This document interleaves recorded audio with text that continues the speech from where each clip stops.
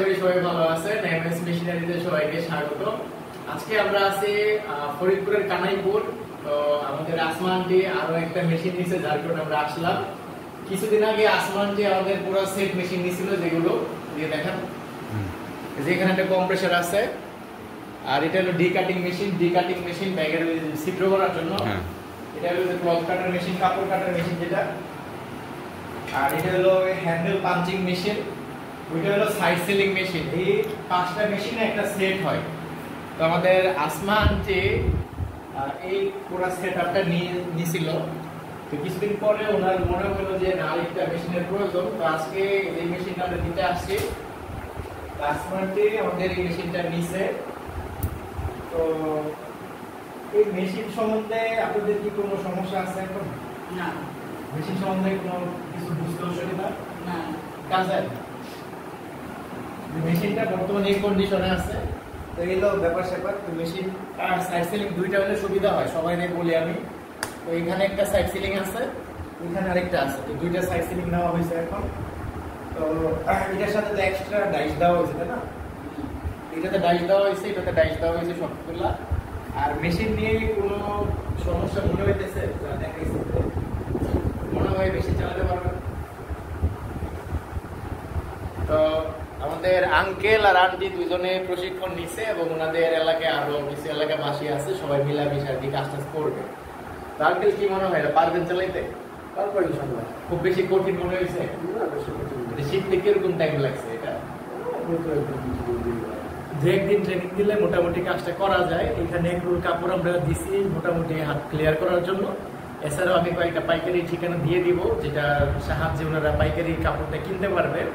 তো এলো ব্যাপার স্যাপার। একটা অপ্রত্যাশিত ঘটনা, সেটা হলো আমাদের জন্য ওনারা দুপুরে লাঞ্চ রান্না করে রাখছে। আসমানটি অসুস্থ, তারপরেও নিজের হাতে রান্না করে রাখছে।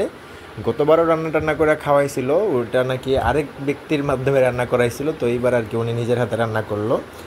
তো যেটা আসলে না করলেও চলতো। যাই হোক, দেখতে পাচ্ছেন আমাদের আন্টি এখানে কাজ করতেছে। তো এটা আমরা গতবার প্রশিক্ষণ দেওয়ার পরে, যেটা হলো আমাদের প্রিন্টার মেশিন। তো এখানে আসলে পুরো ভিডিও তো দেওয়া সম্ভব না। এখানে আমি জাস্ট কিছু কাট পিস দিচ্ছি যে কীভাবে চালাইতে হয়। মেশিনটা আসলে খুবই ইজি চালানো, আধা ঘন্টা 1 ঘন্টা প্রশিক্ষণে যে কেউ পারবে। তো ওনাদের এখানে প্রথমবার যখন মেশিন দিয়েছিলাম আমরা 5 ঘন্টার মতো ট্রেনিং দিয়েছিলাম। 1 ঘন্টায় হয়, 5 ঘন্টা দেখাইছি, যেহেতু ওনাদের লোকের সংখ্যা বেশি। দিকে দেখো, এই ব্যাগ কে বানাইছে? তো খুব বেশি কঠিন? আগে কোনো সময় চালাইছি মেশিন? না। আজকে প্রথম? কতক্ষণ লাগছে এটা শিখতে? 2 মিনিট হয়ে গেছে, যে মোটামুটি একটা পর্যায়ে গেছে।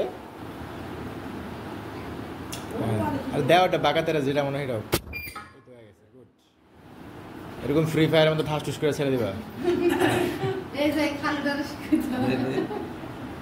সিরে নাও ওইটা মাপ অনুযায়ী কেটে নিবেন, তাহলে আর সমস্যা হবে না। হ্যাঁ, ওইটা ভালো হবে। দেন পারা যাবে। হ্যাঁ,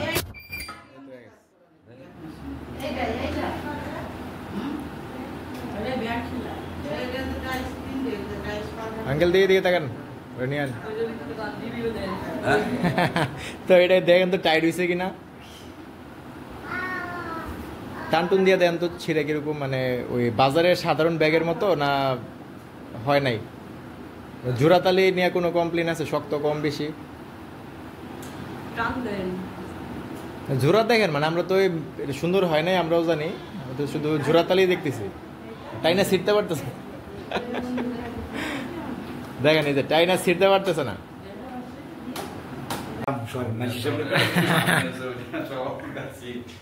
আমাদের কাছে ক্ষুদ্র ও মাঝারি ব্যবসার প্রায় সকল প্রকার মেশিনারিজ পাওয়া যায়। আপনাদের যে কোনো প্রকার মেশিন লাগলে আমাদের সাথে যোগাযোগ করবেন। এমএস মেশিনারিজ বিডি, রাজেন্দ্রপুর বাজার, শ্রীপুর, গাজীপুর। ধন্যবাদ।